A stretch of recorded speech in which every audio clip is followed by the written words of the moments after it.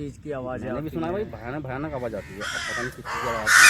तो रात को हम चलेंगे उसका रेस्क्यू करने के लिए कि किस चीज़ की आवाज़ है, कौन से जानवर की आवाज़ है और कौन सी जानवर की नहीं है। काफ़ी बड़ा जंगल है।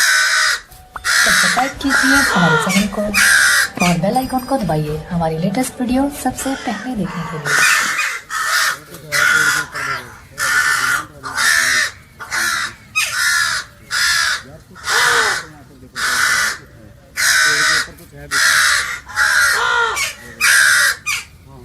पेड़ के ऊपर काला काला सा कुछ दिख रहा है।